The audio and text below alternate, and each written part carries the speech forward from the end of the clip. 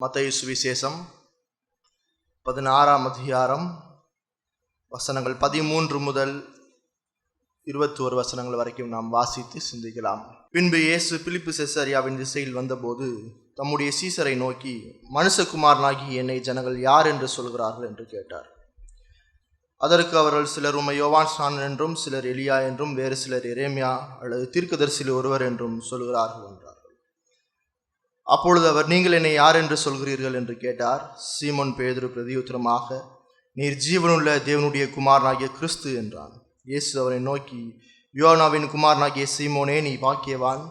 மாம்சமும் இரத்தமும் இதை உனக்கு வெளிப்படுத்தவில்லை, பரலோகத்தில் இருக்கிற என் பிதா இதை உனக்கு வெளிப்படுத்தினார். மேலும் நான் உனக்கு சொல்கிறேன், நீ பேதுருவாயிருக்கிறாய். இந்த கல்லின் மேல் என் சபையை கட்டுவேன், பாதாளத்தின் வாசல்கள் அதை மேற்கொள்வதில்லை. பரலோ ராஜ்யத்தின் திறவுகோலை நான் உனக்கு தருவேன். பூலோகத்தில் நீ கட்டுவது எதுவோ அது பரலோகத்திலும் கட்டப்பட்டிருக்கும், பூலோகத்தில் நீ கட்டவிழ்ப்பது எதுவோ அது பரலோகத்திலும் கட்டவிழ்க்கப்பட்டிருக்கும் என்றார். அப்பொழுது தாம் கிறிஸ்துவாகிய இயேசு என்று ஒருவருக்கும் சொல்லாதபடிக்கு தம்முடைய சீசர்களுக்கு கட்டளையிட்டார். அது முதல் இயேசு தாம் எருசலேமுக்கு போய் மூப்பராலும் பிரதான ஆசாரியராலும் வேதபாரராலும் பல பாடுகள் பட்டு கொலை உண்டு 3ஆம் நாள் எழுந்திருக்க வேண்டும் என்பதை தம்முடைய சீசருக்கு சொல்லத் தொடங்கினார் என்றார் என்பது. நாம் இன்றிலிருந்து சில மாதங்களுக்கு திருச்சபையை பற்றியதான சத்தியங்களை நாம் படிக்க இருக்கிறோம். இன்றைக்கு நாம் ஏன் திருச்சபையை பற்றியதான சத்தியங்களை படிக்க வேண்டும், இன்னைக்கு ஏன் திருச்சபையை குறித்ததான அந்த போதனைகளை நாம் கேட்க வேண்டும் என்ற ஒரு அடிப்படையான கேள்வி எழும்புகிறது. இன்றைக்கு அநேகருக்கு திருச்சபையை பற்றியதான சரியான பார்வை இல்லை, திருச்சபையை பற்றியதான சரியான அறிவு இல்லை, திருச்சபையை பற்றி வேதம் என்ன போதிக்குது என்பது தெரியலை. அநேகருக்கு திருச்சபை என்பது ஒரு சமுதாய அங்கீகரிக்கும் இடமாக மாறிவிட்டது. அநேகருக்கு திருச்சபை என்பது ஒரு பாரம்பரியமாய் வந்து போகிற ஒரு இடமாக மாறிவிட்டது. அநேகருக்கு திருச்சபை என்பது ஒரு பொழுதுபோக்கின் இடமாகவும் மாறிவிட்டது. இன்னைக்கு இருக்கிற இந்த சூழல்ல திருச்சபைக்கு கிறிஸ்தவர்கள் என்று சொல்கிறவர்கள் முக்கியத்துவத்தை கொடுப்பதில்லை. கிறிஸ்தவர்கள் என்று சொல்கிறவர்கள் திருச்சபையினுடைய அதிகாரத்தை அவர்கள் விட்டு விட்டார்கள், திருச்சபையினுடைய மேன்மையை அவர்கள் இழந்து விட்டார்கள். திருச்சபையை பற்றிதான ரொம்ப தரக்குறைவான பார்வையும் திருச்சபையை பற்றிதான அறிவும் இல்லாத ஒரு நிலைப்பாட்டில் நீங்களும் நானும் வாழ்ந்து கொண்டிருக்கிறோம். இந்த சமுதாயத்தில் நீங்களும் நானும் வாழும்பொழுது உங்களுக்கும் எனக்கும் இப்படிப்பட்ட காரியங்களை கேட்கும்போது அல்லது மற்ற ஜனங்கள் இந்த திருச்சபையை குறித்ததான பார்வையில் தொய்வுற்று காணப்படும் போது அநேக நேரத்தில் நீங்களும் நானும் அதை பார்த்து நாமளும் பாதிக்கப்படுவதற்கான சூழலுக்குள்ளாக தான் நானும் இருக்கிறோம். அநேக நேரத்தில் நீங்களும் நானும் இப்படிப்பட்ட பார்வையை பார்த்து நம்மளும் திருச்சபையை பற்றி தான் அந்த பார்வையில் குறைவுற்றவர்களாகவும் காணப்படுவதற்கு அதிகமான வாய்ப்பு இருக்கு. ஆகவே இந்த வருகிற சில மாதங்களுக்கு நாம் வேதம் திருச்சபையை பற்றி என்ன சொல்லுகிறது, இயேசு திருச்சபையை எப்படி பார்த்தார், இயேசு திருச்சபையை எப்படி நேசிக்கிறார், திருச்சபை வேதம் போதிக்கிற அந்த திருச்சபை எப்படி இருக்க வேண்டும் என்று சில மாதங்களுக்கு நாம் பார்க்க போகிறோம். இன்னைக்கு ஒரு ஸ்டாட்டிஸ்டிக்ஸ் ரிப்போர்ட் என்ன சொல்லுது அப்படின்னா, 30% கிறிஸ்தவர்கள் தான் திருச்சபையினுடைய அவசியத்தை உணர்ந்திருக்கிறார்கள். மீதி அநேகர் திருச்சபையினுடைய அவசியத்தை உணராதிருக்கிறார்கள். இந்த அவசியத்தை உணராததுனால அவர்களுடைய பிள்ளைகள் திருச்சபை அவசியமானது இல்லை என்ற ஒரு கண்ணோட்டத்தில் வாழ்ந்து கொண்டிருக்கிறார்கள். பெற்றோர்கள் திருச்சபைக்கு முக்கியத்துவம் கொடுக்கவில்லை என்றால் பிள்ளைகளுக்கு திருச்சபை என்பது அவசியமற்றதாய் காணப்படும். சபையை குறித்து வேதம் என்ன சொல்லுகிறது, திருச்சபையை குறித்து வேதம் என்ன சொல்லுகிறது, இயேசு இந்த திருச்சபையை எப்படி பார்த்தார் என்பதை தான் நாம் வாசிக்கேட்ட மத்தேயு 16ஆம் அதிகாரத்தில் நம்ம வாசிக்கிறோம். மத்தேயு 16ஆம் அதிகாரம் 18ஆம் வசனத்தை நான் மறுபடியும் வாசிக்கிறேன். மேலும் நான் உனக்கு சொல்லுகிறேன், நீ பேதுருவாய் இருக்கிறாய், இந்த கல்லின் மேல் என் சபையை கட்டுவேன், பாதாளத்தின் வாசல்கள் அதை மேற்கொள்வதில்லை என்று சொல்றார். இது ஆண்டவராகிய இயேசு கிறிஸ்துனுடைய நேரடியான வார்த்தை. இந்த 16ஆவது அதிகாரம் 18ஆம் வசனத்தை பார்க்கும்போது இது இயேசு கொடுத்த வாக்குத்தத்தம். இந்த இயேசு கொடுத்த இந்த வாக்குத்தத்தம் எப்படி இருக்கு அப்படின்னு பார்த்தீங்க அப்படின்னா, அந்த வாக்குத்தத்தத்தை கொடுத்தவரினுடைய குணாதிசயத்தை வெளிப்படுத்துகிறது. மறுபடியும் அந்த 18ஆம் வசனத்தை நாம் வாசிக்கும் போது, என் சபையை கட்டுவேன், பாதாளத்தின் வாசல்கள் அதை மேற்கொள்வதில்லை என்று சொல்கிறது. இந்த வார்த்தையை பார்க்கும்போது இந்த வாக்குத்தத்தத்தை இன்னும் அதிகமாக நம்ம விட்டு நோக்கும் போது இதை கொடுத்த இந்த வாக்குத்தத்தத்தை கொடுத்த அந்த ஆண்டவராகிய இயேசு கிறிஸ்துவினுடைய தன்மை எப்படிப்பட்டது. அவர் என்ன சொல்றாருன்னா, என் சபையை கட்டுவேன் என்று சொல்கிறார். அவர் தனது சர்வ வல்லமையுள்ள அதிகாரத்தை வெளிப்படுத்துகிறார். அவர் தான் சர்வ அதிகாரமுடையவர், தான் சர்வ வல்லமை உடையவர் என்பதை தன்னுடைய வார்த்தையிலே வெளிப்படுத்தியிருக்கிறார். இதுதான் மத்தேயு 5, 6, 7 அதிகாரங்களை பார்க்கும்போது அந்த மலை பிரசங்கத்தில் இயேசு கிறிஸ்து என்ன செய்கிறார்னா போதிக்கிறார். அந்த போதனையுடைய சிறப்பம்சம் என்ன அப்படின்னு பார்த்தீங்க அப்படின்னா, அவர் நான் உங்களுக்கு சொல்லுகிறேன் என்று சொல்றார். அந்த மலை பிரசங்கத்தில் 5ஆம் அதிகாரம், 6ஆம் அதிகாரம், 7ஆம் அதிகாரத்தில் நீங்க பார்த்தீங்கன்னா நியாயப்பிரமாணம் இப்படி சொல்லியிருக்கு, நான் உங்களுக்கு சொல்லுகிறேன். அந்த நான் உங்களுக்கு சொல்லுகிறேன் என்ற அந்த வாக்கியமானது இயேசு கிறிஸ்துவனுடைய குணாதிசயத்தை வெளிப்படுத்துகிறது. அவர் சர்வ வல்லமையுடைய தேவன், அவர் சர்வ அதிகாரமுடைய தேவன் என்று சொல்லுது. அவர் தன்னுடைய சர்வ அதிகாரத்தை வெளிப்படுத்தினால்தான் மத்தேயு 7ஆம் அதிகாரம் 28, 29 வசனத்தை நம்ம பார்க்கும்போது, திருப்பிக்கோங்க, மத்தேயு 7ஆம் அதிகாரம் 28, 29 வசனங்கள், புதிய ஏற்பாட்டில் பக்கம் 11. இயேசு இந்த வார்த்தைகளை சொல்லி முடித்த போது, அவர் வேதபாரகரை போல் போதியாமல் அதிகாரமுடையவராய் அவர்களுக்கு போதித்தபடியால் ஜனங்கள் அவருடைய போதகத்தை குறித்து ஆச்சரியப்பட்டார்கள்.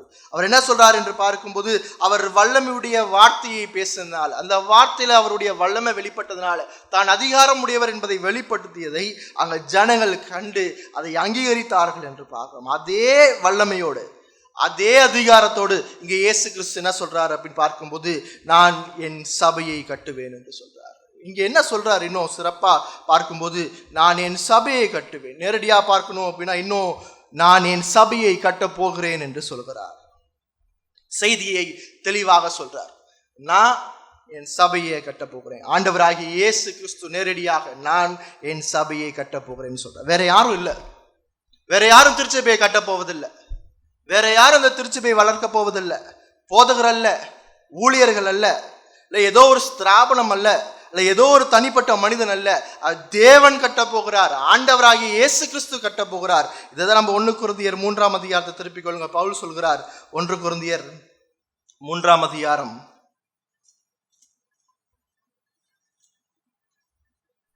9ஆம் வசனத்தில் பார்க்கும்போது, ஊழியக்காரர்களை குறித்து பேசும்போது, நாங்கள் தேவனுக்கு உடன் வேலையாட்களாய் இருக்கிறோம் என்று கூறுகிறார். இந்த ஊழியர்கள், இந்த போதகர்கள் யார் என்று பார்க்கும்போது, தேவனுக்கு உடன் ஊழியர்கள், தேவனோடு இணைந்து அந்த பணியை செய்கிறவர்கள். ஆனால் கிறிஸ்து தான் திருச்சபையை பிரதானமாய் கட்டுகிறவர். ஊழியத்தில் இருப்பவர்களை கிறிஸ்து கருவியாக பயன்படுத்துகிறார். போதகர்களை கிறிஸ்து கருவியாக பயன்படுத்தி இந்த திருச்சபையை கட்டும்படியாக அந்த போதகர்களை பயன்படுத்தி திருச்சபையை கட்டுகிறார். ஆனா பிரதானமா கட்டுவது கிறிஸ்து. பிரதானமா இந்த திருச்சபையை கட்டுவது ஆண்டவராகிய இயேசு கிறிஸ்து.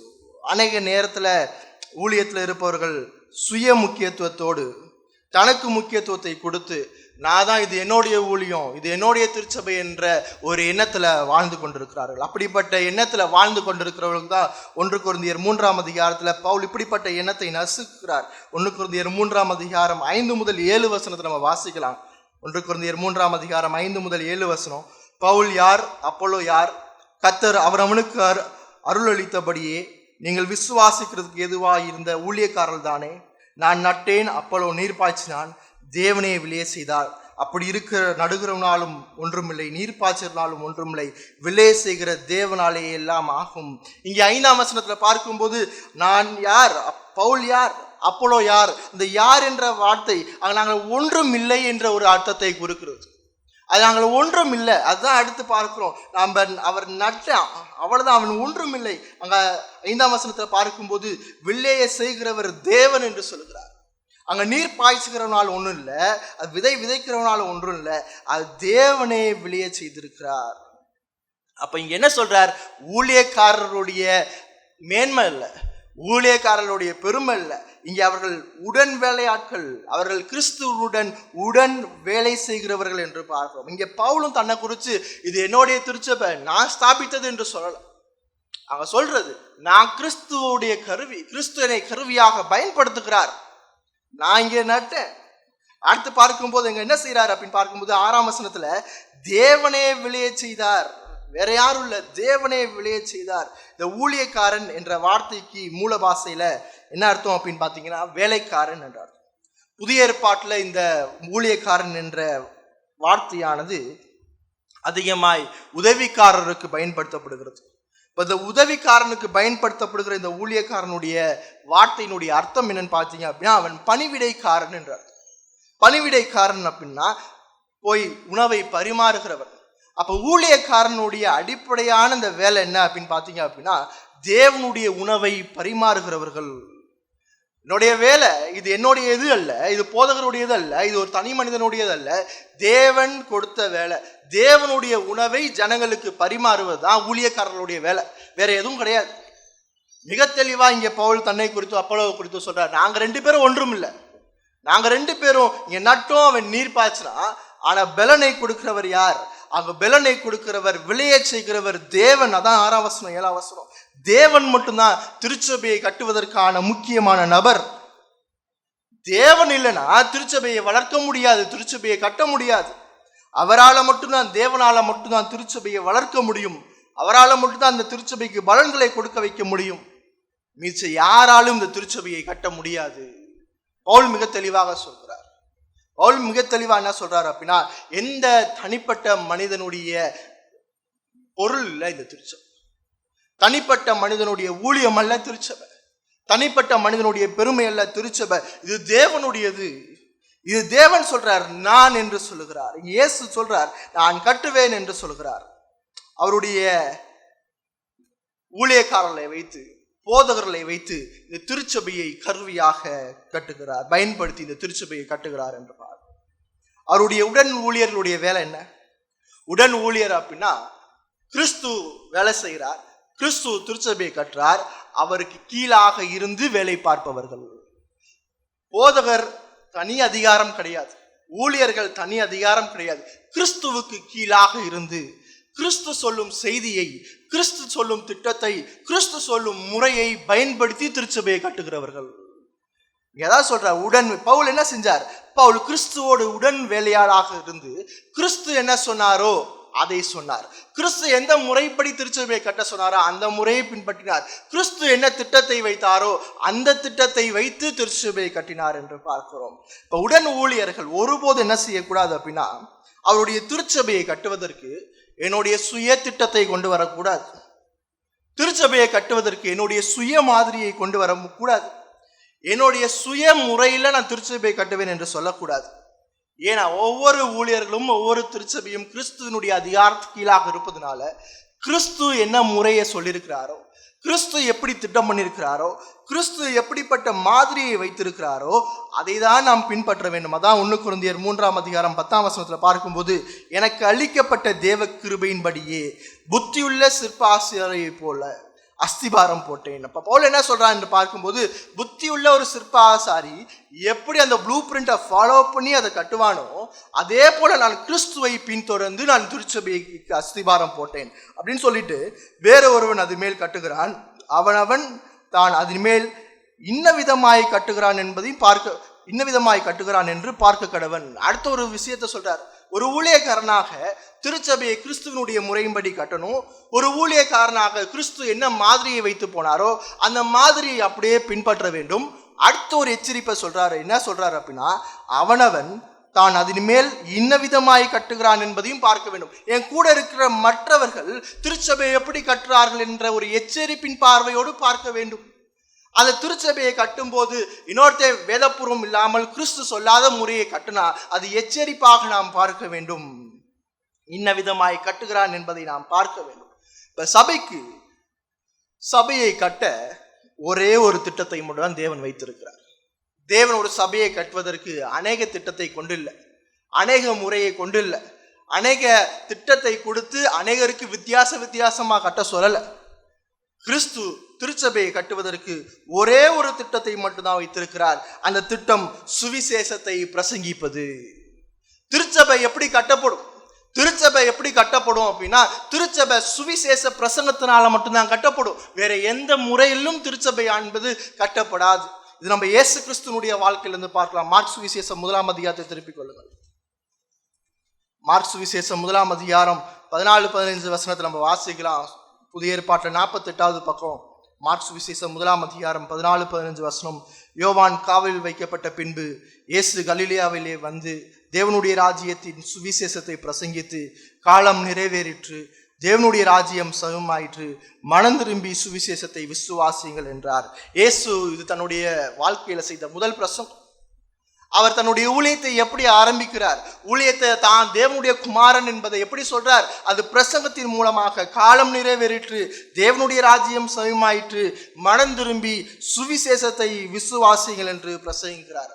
அப்போஸ்தலர் நடபடிகளில் பேதுரு எப்படி தன்னுடைய ஊழியத்தை ஆரம்பிக்கிறார்? அப்போஸ்தலர் நடபடிகளை பார்க்கும்போது பேதுரு சுவிசேஷத்தை பிரசங்கித்து ஊழியத்தை ஆரம்பிக்கிறார். இயேசு கிறிஸ்து தன்னுடைய ஊழியத்தை சுவிசேஷத்தை பிரசங்கித்து ஆரம்பித்தார். அப்போஸ்தலர் நடபடிகள் 2ஆம் அதிகாரத்தில் பேதுரு தன்னுடைய ஊழியத்தை சுவிசேஷத்தை பிரசங்கித்து ஆரம்பித்தார். அப்போஸ்தலர் 7ஆம் அதிகாரத்தில் ஸ்தேவான் தன்னுடைய பிரசங்கத்தை இயேசு கிறிஸ்துவை முன்னிட்டு பிரசங்கம் செய்ததை ஆரம்பித்தான். அப்போஸ்தலர் 8ஆம் அதிகாரத்தில் பிலிப்பு இயேசு கிறிஸ்துவை முன்னிட்டு பிரசங்கித்து அந்த ஊழியத்தை ஆரம்பிக்கிறான் என்று பார்க்கிறோம். அப்போஸ்தலர் 13ஆம் அதிகாரத்திலிருந்து பார்க்கும் பொழுது பவுலும் பர்னபாவும் புறஜாதி மக்களிடத்துல போய் என்ன செஞ்சார்கள் என்றால், சென்ற இடமெல்லாம் சுவிசேஷத்தை பிரசங்கித்தார்கள். அவங்க போன எல்லா இடத்திலும் சுவிசேஷத்தை மட்டும்தான் பிரசங்கித்தாங்க, வேற எதுவுமே பிரசங்கிக்கல. அப்ப தேவன் திருச்சபையை கட்ட கொடுத்த திட்டம் என்ன அப்படின்னா, சுவிசேஷத்தை பிரசங்கிப்பது. இதுல திருச்சபை உறுதியா இருக்கும். இதுல உறுதியா இருந்தா மட்டும்தான் திருச்சபை வளரும். வேற எந்த முறையிலும் தேவன் திருச்சபையை கட்டுவது அல்ல, வேற எந்த திட்டத்திலும் தேவன் திருச்சபையை கட்டுவதல்ல. திருச்சபையை கட்டப் போகிறார் என்றால் தன்னை பற்றி தான் அந்த சுவிசேஷத்தின் மூலமாக மட்டும்தான் கட்டுகிறார். வேற எப்படியும் திருச்சபையை தேவன் கட்டுவதல்ல. வேற எப்படியும் தேவன் திருச்சபையை கட்டுவதற்கு முன் வரவில்லை. வேற எப்படியும் திருச்சபையை கட்டுவதற்கு பிளான் பி வைக்கல, பிளான் பியை வெளிப்படுத்தல. ஒரே திட்டம், இது சுவிசேஷ பிரசங்கத்தின் மூலமாக மட்டுமே. திருச்சபையை கற்றார் என்று பார்க்கும்போது இங்கே இணைக்கப்பட்டிருக்கிற மக்களையும் இந்த சுவிசேஷத்தை விசுவாசிக்க வேண்டும் என்ற ஒரு கட்டளையும் கொடுத்திருக்கிறார். இப்ப திருச்சபை என்பது ஒரு கட்டிடம் அல்ல. திருச்சபை என்பது அவரை விசுவாசிக்கிற ஜனங்களின் கூட்டம். அவரை விசுவாசிக்கிற ஜனங்கள் இயேசு கிறிஸ்துவை விசுவாசிக்க வேண்டும், இயேசு கிறிஸ்துவினுடைய சுவிசேஷத்தை விசுவாசிக்க வேண்டும். இந்த சுவிசேஷத்தின் மீதாக நீங்கள் கட்டப்பட வேண்டும், இந்த விசுவாசத்துல தான் நீங்கள் வளர்க்கப்பட வேண்டும் என்ற கட்டளையும் கொடுத்திருக்கிறார். இன்னைக்கு ஏன் இந்த உலகத்துல திருச்சபை வளர்வதில்லை? இன்னைக்கு ஏன் இந்த உலகத்துல போலியான சுவிசேஷம்? இன்னைக்கு ஏன் வித்தியாசமான திருச்சபைகள்? ஏன்னா இந்த திட்டத்துல திருச்சபை கட்டப்படவில்லை. இப்படிப்பட்ட சுவிசேஷத்தை சொல்லி திருச்சபை கட்டப்படவில்லை. லூக்கா 24ஆம் அதிகாரம் 45 மற்றும் 47 வசனத்தை நம்ம வாசிக்கும் போது, லூக்கா 24ஆம் அதிகாரம் 45 மற்றும் 47 வசனத்தை வாசிக்கலாம். அப்பொழுது வேத வாக்கியங்களை அறிந்து கொள்ளும்படி அவளுடைய மனதை அவர் திறந்து அவர்களை நோக்கி, அன்றியும் 47ஆம் வசனம், அன்றியும் மனம் திரும்புதலும் பாவ மன்னிப்பும் எருசலேம் தொடங்கி சகல தேசத்தாருக்கும் அவருடைய நாமத்தினாலே பிரசங்கிக்கப்படவும் வேண்டியது என்றார். இயேசு சொல்லியிருக்கிறார்.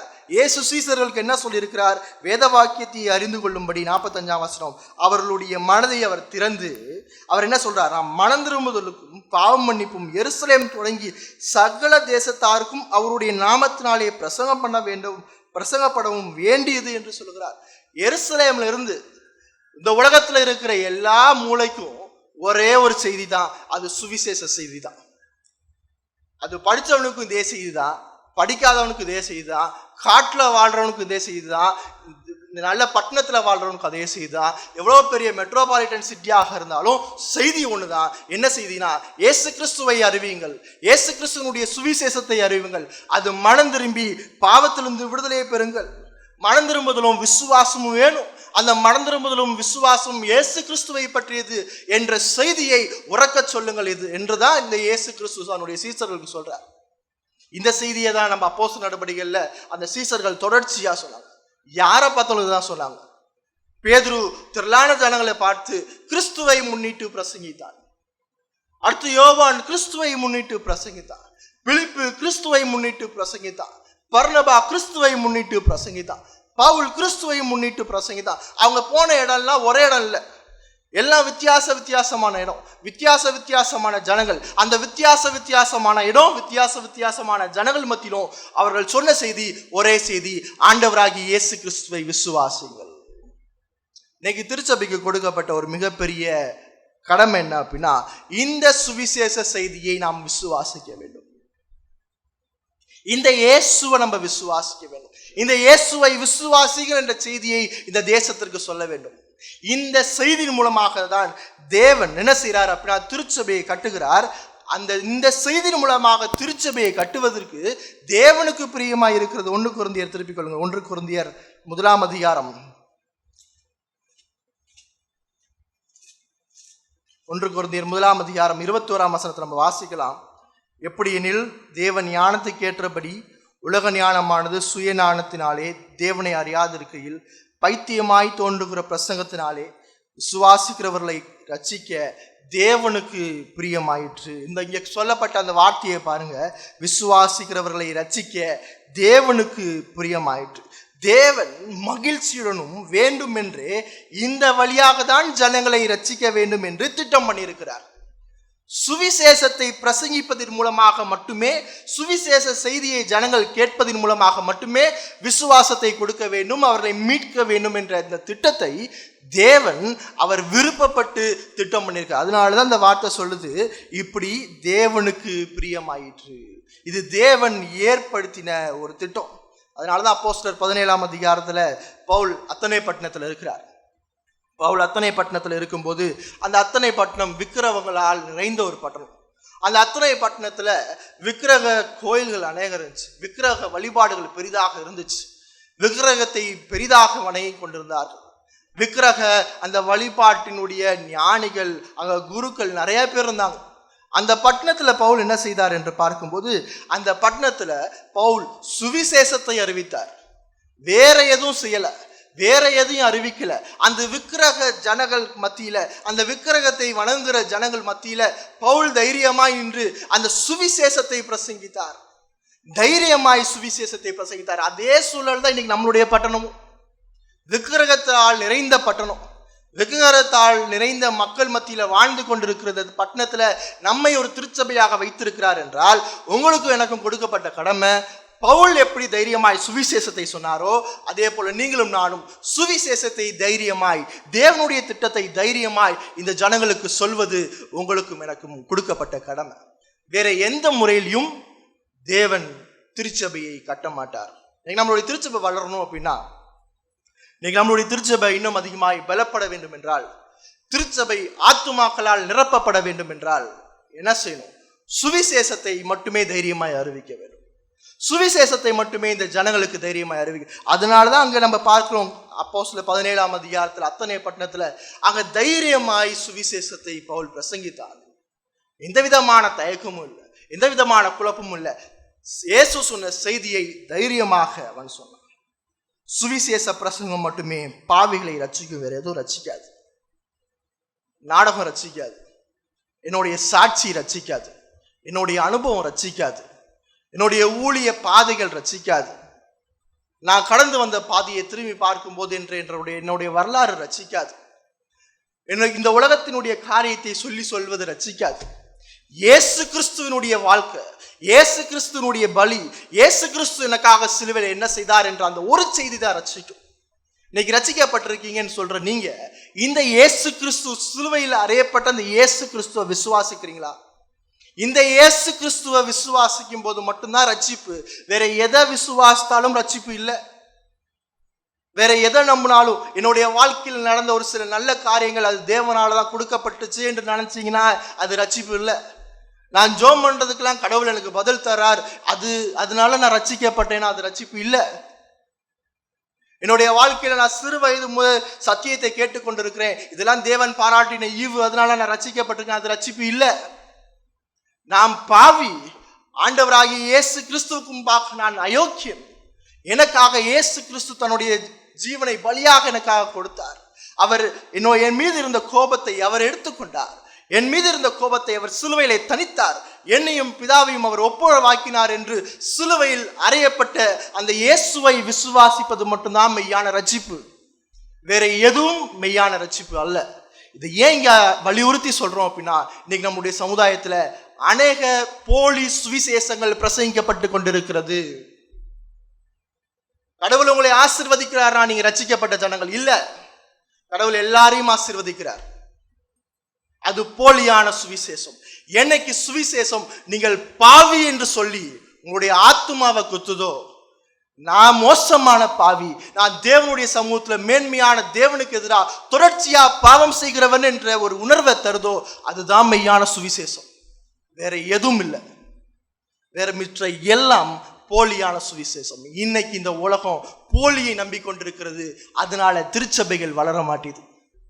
தேவன் கொடுத்த முறையில திருச்சபையை கட்டாதனால, தேவன் கொடுத்த அந்த முறையின்படி, தேவன் கொடுத்த மாதிரியின்படி திருச்சபையை கட்டாதனால தேவன் அதில் செயல்படவில்லை. அதில் தெளிவா புரிஞ்சிடும். தேவன் கொடுத்த மாதிரியும் தேவன் கொடுத்த திட்டத்தையும் பின்பற்றாதனால தேவன் திருச்சபைகளில் செயல்படுவது இல்லை. தேவன் அங்கு இல்லை.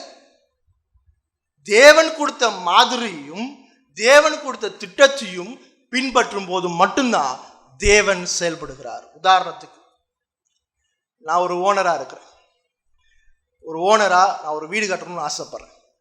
அந்த வீடு கட்டுவதற்கான ஒரு பிளானை நான் போட்டு வைக்கிறேன். பிளானை போட்டு அது ஒருத்தர்கிட்ட கொடுக்குற, இந்த பிளான்ல கட்டுங்கன்ட்டு. ஆனா அந்த வீடை கட்டுறவர் அதற்கு வேற பிளான்ல கட்டினார் அப்படின்னா அது எனக்கு பிடிக்குமா? பிடிக்காது. கேட்பேன், இது நான் சொன்ன பிளான் படி என்னுடைய வீடு இல்லை, இது என்னுடைய பிளான்ல இல்லை. இப்ப இயேசு கிறிஸ்து இன்னைக்கு திருச்சபைகளை பார்த்ததான் சொல்லிட்டு இருக்கிறார், நான் திட்டம் பண்ணின திட்டம் இது இல்லை, நான் சொன்ன அந்த சுவிசேஷம் இங்கே இல்லை, நான் சொன்ன சுவிசேஷத்தின் மட்டும்தான் நான் ஜனங்களை ரட்சிப்பேன், அப்படிப்பட்ட சுவிசேஷத்தின் மூலமாக தான் திருச்சபையை கட்டுவேன். அதே போலதான் இன்னைக்கு நீங்களும் நானும் இயேசு சொன்ன அந்த சுவிசேஷத்தை இருக பற்றி கொண்டு அதை விசுவாசித்தவர்களாய், அதை உறுதியாக பிடித்து கொண்டு அதில் வளருகிறவர்களாய், அதே போல அந்த சுவிசேஷத்தை இந்த சமுதாயத்தில் போய் சொல்லி அங்கிருந்து ஜனங்களை திருச்சபையை கூட்டி வந்து சேர்த்து திருச்சபையை கட்ட வேண்டும்.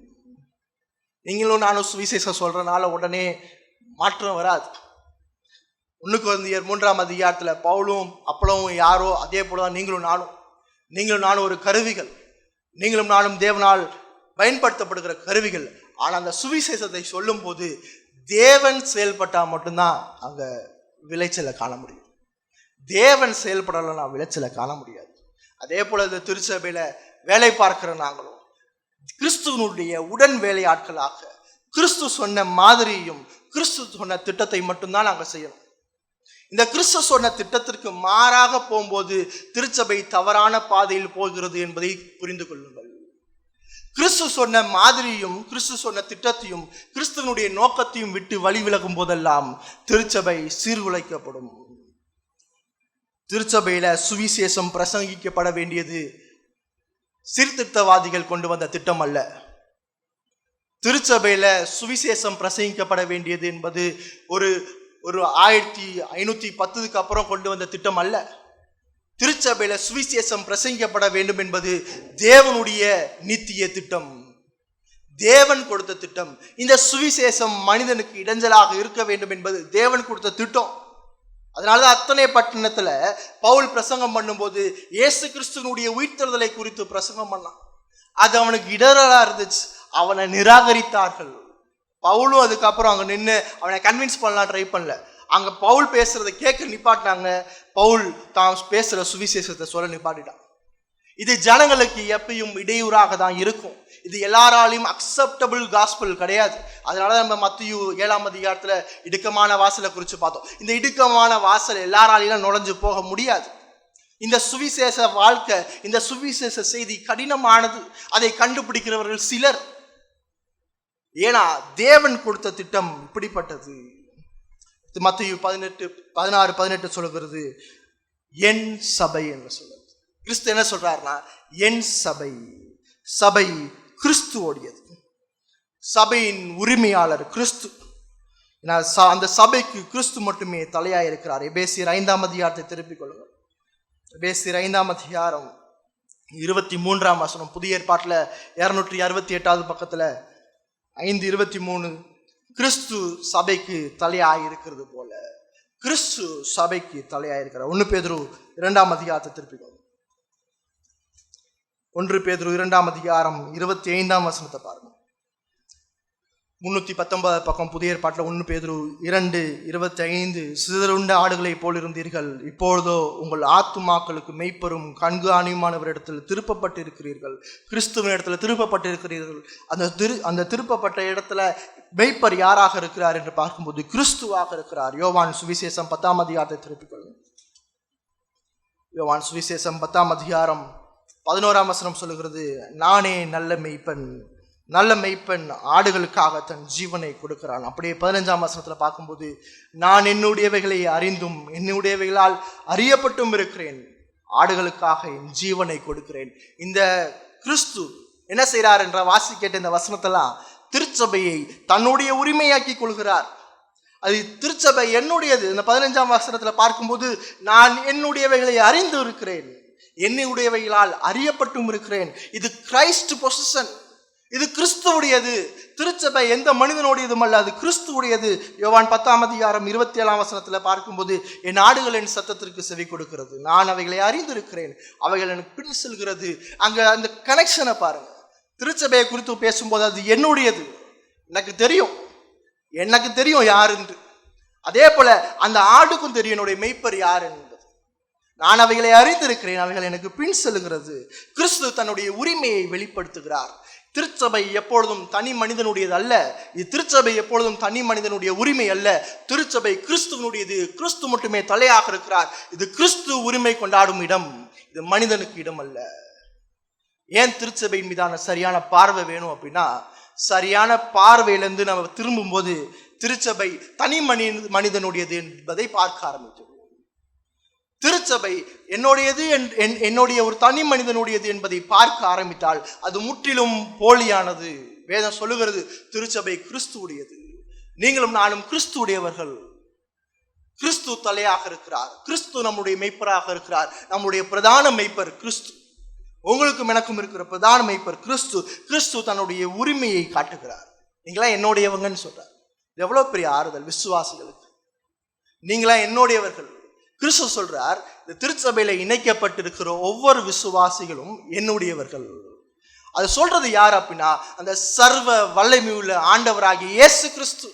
இயேசு கிறிஸ்து தன்னுடைய வல்லமையை வெளிப்படுத்தி சொல்றார், இங்க இருக்கிற விசுவாசிகள், திருச்சபையில இணைக்கப்பட்டிருக்கிற விசுவாசிகள் எல்லாரும் கிறிஸ்துவுக்கு சொந்தமானவர்கள். எவ்வளவு ஒரு மேன்மையான ஒரு ஆசீர்வாதம் பாருங்க. காலைல இந்த திருவிருந்து செய்தியில பார்க்கும்போதுதான் அந்த மேன்மையான ஆசீர்வாதம். நாம் கிறிஸ்துவுடையவர்களாக இருக்கிறதுனால நீங்களும் நானும் கிறிஸ்துவுக்கு சொந்தமானவர்கள்.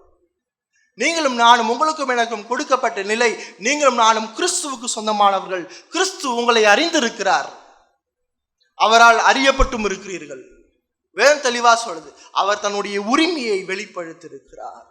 அடுத்து மத்தேயு 16ஆம் அதிகாரம் 18ஆம் வசனம் சொல்லுது, பாதாளத்தின் வாசல்கள் அதை மேற்கொள்வதில்லை அப்படின்ற வார்த்தைக்கு, பாதாளத்தின் வாசல்கள் ஒருபோதும் திருச்சபையை கைப்பற்றாது. பாதாளத்தின் வாசல்கள் ஒருபோதும் திருச்சபையை வெற்றி கொள்ளாது. பாதாளம் என்று சொல்லும் போது பிசாசும் பொல்லாத ஆவியும் குறிக்கிறது. நரகத்தினுடைய பொல்லாத ஆவிகள் மனித ஏதுக்களை பயன்படுத்தி இரக்கமற்ற நிலையில திருச்சபையை துன்புறுத்த, திருச்சபையை இந்த உலகம் தாக்க முடியும். பொல்லாத ஆவிகள் திருச்சபையை தொடர்ச்சியாக உபத்திரவத்துக்கு நேராக வழிநடத்த முடியும். திருச்சபையை தொடர்ச்சியாக டிஸ்டர்ப் பண்ண முடியும். அதுக்கு உதாரணமாக பார்க்கும்போது நம்ம சவுலை பார்க்கலாம், அப்போஸ்தலனாகிய பவுலுடைய வாழ்க்கையை பார்க்கலாம். அப்போஸ்தலர் 8ஆம் அதிகாரத்தை திருப்பிக் கொள்ளுங்கள். அப்போஸ்தலர் 8ஆம் அதிகாரம் 3ஆம் வசனத்தை பார்ப்போம். சவுல் வீடுகள் தோறும் நுழைந்து புருஷரையும் ஸ்திரீகளையும் இழுத்து கொண்டு போய் காவலில் போடு வைத்து சபையை பாழாக்கி கொண்டிருந்தான் என்று பார்க்கிறோம். அடுத்து அப்போஸ்தலர் 26ஆம் அதிகாரத்துல அந்த அப்போஸ்தலனாகிய பவுல் தன்னை குறித்து சொல்கிறான். அப்போஸ்தலர் 26:9 முதல் 11 வசனத்தை நம்ம வாசிக்கலாம். அப்போஸ்தலர் 26:9 முதல் 11 வசனத்துல, முன்னே நானும் நசரேயனாகிய இயேசுவின் நாமத்திற்கு விரோதமாய் அநேக காரியங்களை நடப்பிக்க வேண்டும் என்று நினைத்திருந்தேன். அப்படி நான் எருசலேமிலும் செய்தேன். நான் பிரதான ஆசாரியரிடத்தில் அதிகாரம் பெற்று பரிசுத்தவான்கள் அநேகரை சிறைச்சாலையில் அடைத்தேன். அவர்கள் கொலை செய்யப்படுகையில் நானும் சம்மதித்திருந்தேன். சகல ஜபாலயங்களிலும் நான் அவர்களுக்கு அநேக தரம் தண்டித்து தேவதூஷணம் சொல்ல கட்டாயப்படுத்தினேன்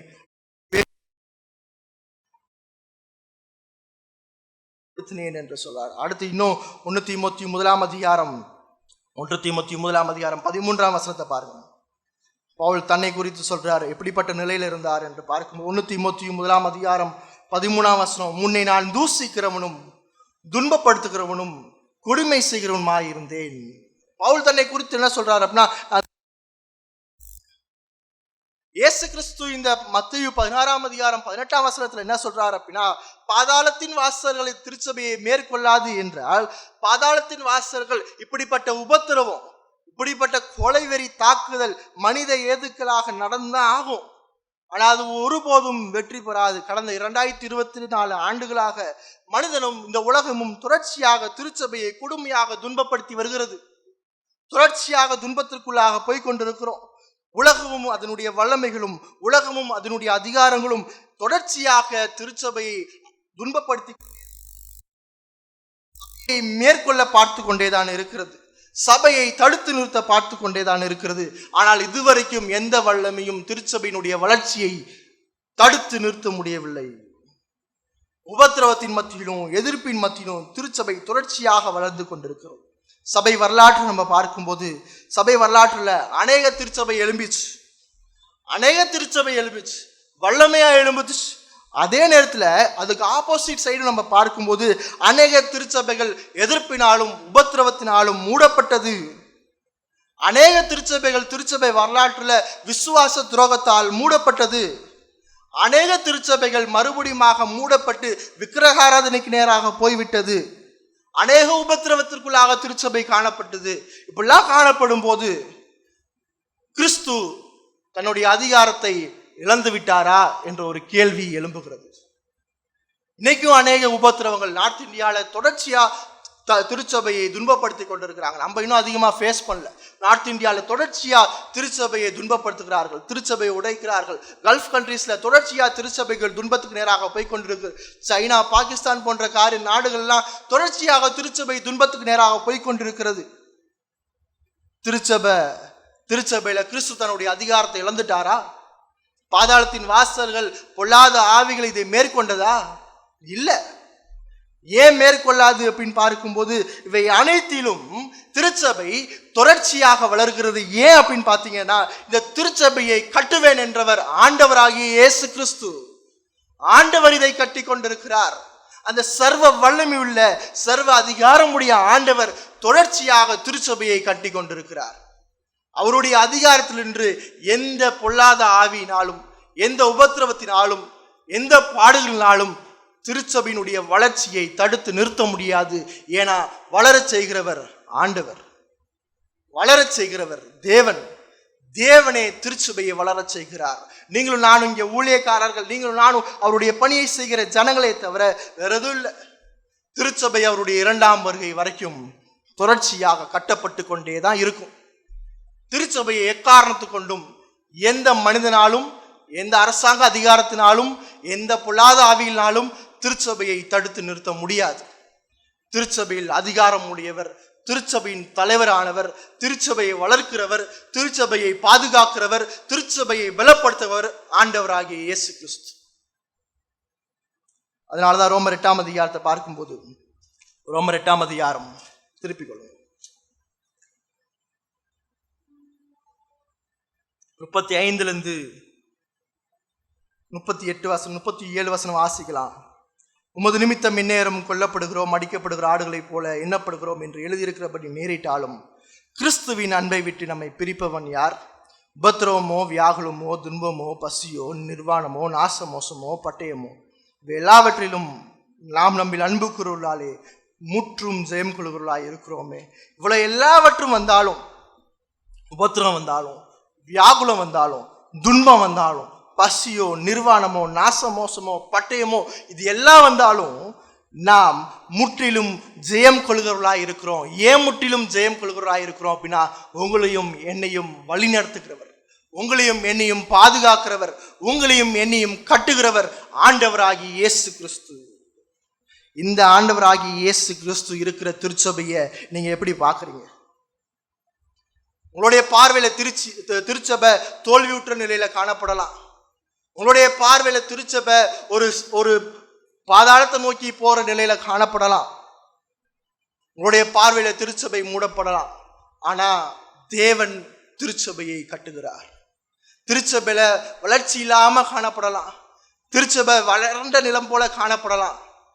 திருச்சபையை ஆளுகிற தேவன் திருச்சபையை கட்டி கொண்டிருக்கிறார், திருச்சபையை பாதுகாத்து கொண்டிருக்கிறார். திருச்சபை எவ்வளோ உபத்திரவத்துக்குள்ள போகலாம், திருச்சபையில அநேக விசுவாச துரோகங்கள் நடக்கலாம். நிறைய பேர் திருச்சபையை விட்டு போகலாம். இந்த திருச்சபாவால தான் இனிமேட்டு வளராது என்று சொல்லலாம்.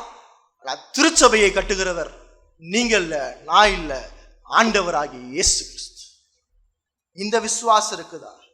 திருச்சபையின் மீது இப்படிப்பட்ட விசுவாசம் உடையவர்களா இருக்கிறீங்களா? திருச்சபை தேவனுடையது. திருச்சபையை தேவன் கட்டுகிறார். திருச்சபையை தேவன் உரிமை கொண்டிருக்கிறார். திருச்சபையை தேவன் வெற்றி சிறக்க பண்ணுகிறார் என்ற விசுவாசத்துடன் நீங்களும் நானும் காணப்படுறோமா? இந்த திருச்சபை தேவனுடையது என்ற ஒரு சிந்தனையும் என்ற ஒரு விசுவாசம் இருந்துச்சு அப்படின்னா நீங்களும் நானும் இந்த திருச்சபைக்கு முக்கியத்துவத்தை கொடுப்போம். திருச்சபை தேவனுடையது, தேவன் தன்னுடைய சுயரத்தத்தினாலே சிந்தி சம்பாதித்தது என்ற விசுவாசம் இருந்துச்சுன்னா நீங்களும் நானும் திருச்சபையினுடைய விலை மதிக்க முடியாத அந்த மதிப்பை உணர்ந்திருப்போம். திருச்சபை தேவனுடையது. திருச்சபைக்கு தேவன் தலையா இருக்கிறார். திருச்சபையில தேவன் உறவாடி கொண்டிருக்கிறார். திருச்சபையில பலன்களை தேவன் தருகிறார் என்ற விசுவாசம் இருந்துச்சுன்னா இந்த திருச்சபைக்கு நீங்களும் நானும் முன்னுரிமை கொடுப்போம். ஏன் முன்னுரிமை கொடுக்க முடியல? ஏன் திருச்சபையின் மீது விசுவாசம் இல்லை அப்படின்னா திருச்சபையை பற்றிதான என்னுடைய பார்வை வேதபூர்வமா இல்லாதனாலதான். அநேக நேரத்துல நம்மளுடைய வாழ்க்கையில இந்த திருச்சபையை பற்றிதான பார்வை குறைவாக காணப்படுச்சு. நம்ம வேதம் சொல்றபடி, வேதம் போதிக்கிறபடி நீங்களும் நானும் திருச்சபையை பார்க்கல. வேதம் கிறிஸ்து திருச்சபைக்கு கொடுத்த முக்கியத்துவத்தை நீங்களும் நானும் திருச்சபைக்கு கொடுக்கல. அடுத்த வர நாட்கள் நம்ம பார்க்க போறோம். கிறிஸ்து தன்னுடைய சபையை எவ்வளவு தூரமாக நேசித்தார் என்று பார்க்க போறோம். கிறிஸ்து திருச்சபையில் எப்படிப்பட்ட ஜனங்களை இணைத்திருக்கிறார் என்பதை பார்க்க போறோம். அதுல கிறிஸ்துவனுடைய மகிமை எப்படி இருக்கு, கிறிஸ்து தன்னுடைய திட்டத்தை எப்படி வெளிப்படுத்தியிருக்கிறார் என்பதெல்லாம் படிக்கும் போது வேதம் கிறிஸ்துவையும் திருச்சபையும் எவ்வளவு முக்கியமாக பார்க்கிறது என்பதை நாம் படிக்க போறோம். நிறைய நேரத்தில் இதுல பலவீனம் உள்ளவர்களாக இருக்கிறோம், இதுல குறைபாடு உடையவராக இருக்கிறோம். மணந்துருவோம். ஆண்டவரே, நீர் ஏற்படுத்தின, நீர் கட்டுகிற, நீர் வளர்க்கிற, நீர் பாதுகாத்து வருகிற இந்த திருச்சபையை வேதபூர்வமாக நாங்கள் பார்க்க, வேதம் போதிக்கிற வண்ணமாக இந்த திருச்சபையை பார்க்க வேண்டிய எனக்கும் தொடர்ச்சியாக கொடுப்பாராக. தேவன் தாமே இந்த வசனங்களை ஆசீர்வதிப்பார். ஆமென்.